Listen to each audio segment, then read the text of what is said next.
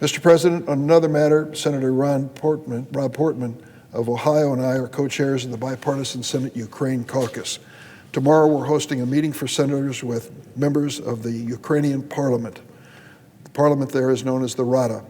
They're coming to Washington to discuss how we can help even more in assisting the valiant people of Ukraine defending against this barbaric invasion by Vladimir Putin.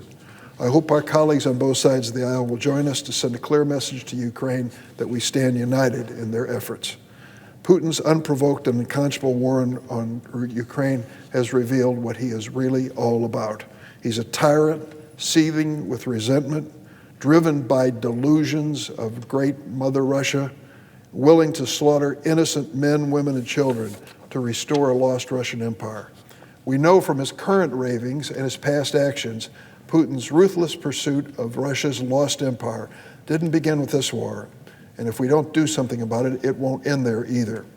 In 2003, the people of Georgia, another Soviet republic, waged a Rose resolution to claim a place among the family of democratic nations. Putin's aggrieved response was to send troops into that country to occupy portions of it in South Ossetia and Abkhazia, to redraw Georgia's national boundaries by force. I traveled to that area in 2012 and saw firsthand what Putin's occupation of that tiny nation meant. In 2014, the people of Ukraine rose up to demand change as well, the revolution of dignity, they called it. They succeeded and threw out a deeply corrupt Russian-backed president, and they ousted him. Their parliament, when they did, he fled to Moscow, his real home. Putin's revenge months later was to send Russian troops to invade and annex the Crimean Peninsula and the Donbas regions of eastern Ukraine by force. They've continued to wage that war. I have mentioned many times my concern for this region, and it, I guess, is attached to the fact that my mother was born in Lithuania and came here as a little girl. Her family fled from the oppressionist Tsarist Russia, which then controlled the Baltic states and far beyond. During World War II, the Baltic states endured brutal Nazi occupation, and after the war, they were held captive behind the Iron Curtain by the USSR. In August 1889, 2 months before the fall of the Berlin Wall, 2 million people in Latvia, Lithuania, and Estonia physically, literally, joined hands in a peaceful protest. They formed a human chain, declared that they wanted to join Europe and be part of the family of democracies. 2 years later, the Baltics threw off Russian occupiers and reclaimed their independence. It was a festive day. I was, I guess, honored to be a witness part of it. They worked to achieve the reform fundamental to democracies, to weed out corruption, establish market economies, encourage the growth of civil society. In 2004, in an historic moment, a live or die moment for the Baltics, they became part of NATO.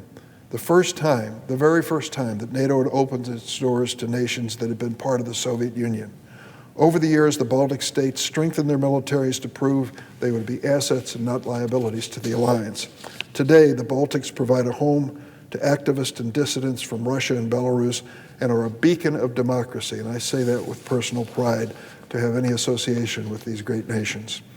In 2008, after Russia had annexed parts of Georgia, the president of Poland visited Georgia's capital of Tbilisi and warned of the threat posed by Russia to the entire region. He said, and I quote, "Today, Georgia, tomorrow, Ukraine, the day after tomorrow, the Baltic states, and later perhaps the time will come for his country, Poland."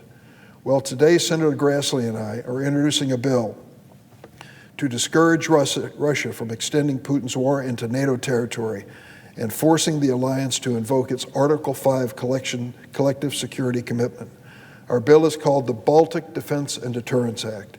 It directs the Department of State and the Department of Defense to establish and implement economic and security initiatives to deepen U.S. ties with the Baltic states. Our bill will strengthen a strong partnership.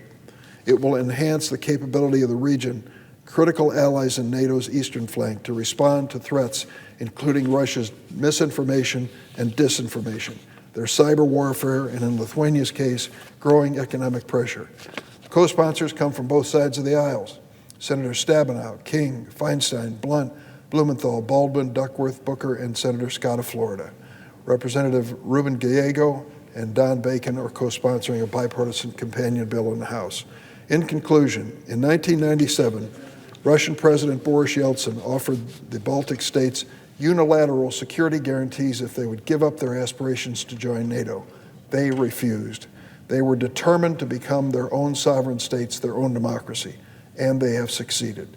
Kurt Volker, former U.S. ambassador to NATO, former U.S. Special Representative to Ukraine, has said that far from being a burden on NATO, the admission of Latvia, Lithuania, and Estonia reinvigorated the alliance. In his words, the Baltic states turned out to be, and I quote, the best democratic and economic reformers, the ones most committed to build fresh new militaries, and the ones willing to support the U.S. and other fora. They have sent troops on costly U.S. missions, and their troops have fought and died alongside NATO forces in Iraq and Afghanistan. By securing America's economic and security partnerships with the Baltics, our bill will help deter Vladimir Putin from extending his barbaric war into NATO territory. I yield the floor.